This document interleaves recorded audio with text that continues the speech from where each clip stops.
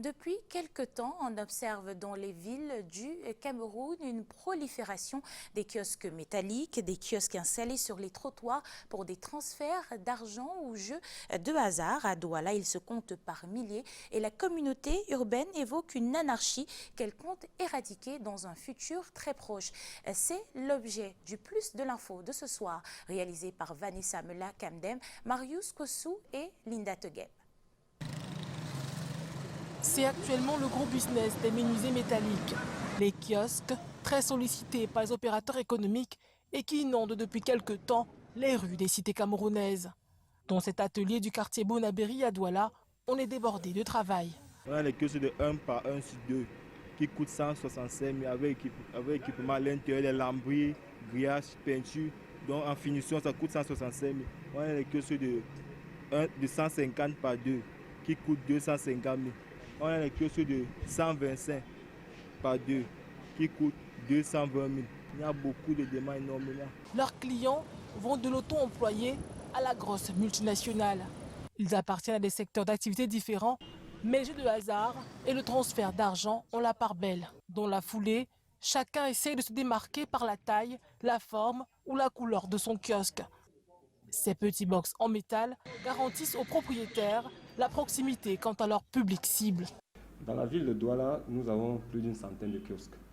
Et au Cameroun, dans les 9 autres régions, nous avoisinons déjà le millier. Nous avons en interne une double gestion. La première disposition que nous avons prise pour la gestion des kiosques, elle est interne, c'est-à-dire le personnel Express Union qui est déployé dans ces kiosques pour vendre les différents services qu'on a énumérés tout à l'heure. La deuxième approche, c'est celle qui donne la possibilité à tout partenaire volontaire de pouvoir en disposer. La condition préalable pour installer un kiosque sur la voie publique est une autorisation de la municipalité. Ce vendeur de médicaments dit être passé par la mairie pour obtenir le droit de s'installer sur ce trottoir. Je paie juste le TVP à la mairie. À la communauté urbaine de Douala, il existe tout un procédé organisant l'occupation temporaire de la voie publique par les kiosques. Mais là-bas, on reconnaît également qu'une anarchie s'est développée dans le secteur. Beaucoup fonctionnent dans la clandestinité et sont installés à des endroits interdits. Toute personne désireux poser un kiosque sur un espace public doit faire une demande auprès de la communauté urbaine de Douala, à l'issue de laquelle la communauté urbaine de Douala devra répondre, doit donner une réponse qui peut être une réponse négative ou une réponse positive. Si c'est une réponse positive, il y a un cahier de charges qui doit suivre. D'autres ne demandent pas des autorisations, du coup ça devient des occupations anarchiques. Vous allez voir des kiosques devant des hôpitaux, devant des églises, devant des écoles, sur des terre-pleins centraux et même au niveau des carrefours, des virages, ce qui n'est pas permis. Donc nous, de temps en temps, quand nous avons ces différentes informations, nous procédons à l'enlèvement et puis le plus souvent la destruction en cas de récidive. Pas les deux, que ce soit les personnes physiques ou les personnes morales.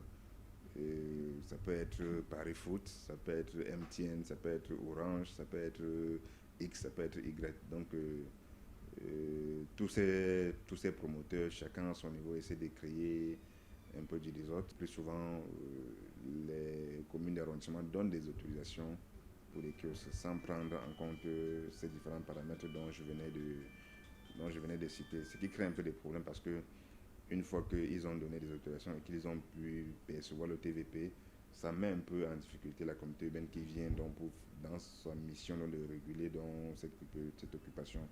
Et les piétons qui discutent la voie publique avec ces kiosques ont un avis mitigé sur le phénomène. C'est vrai que je ne trouve pas d'inconvénient, mais ça mène plutôt, ça embellit pas la ville. Ça ne rend pas la ville belle. Il fallait qu'on puisse dégager parce qu'il y a une confusion. La route, c'est pour les transports. Les kiosques métalliques, souvent, c'est vrai, ça peut être utile, mais ça gêne la circulation en fait. Et si on veut dire que ça crée l'emploi, c'est qu'il y a d'emplois que tu vas rester dans toute la journée dans un truc métallique que tu vas chauffer, etc. Moi, je trouve que ça gêne en fait, ça gêne un peu.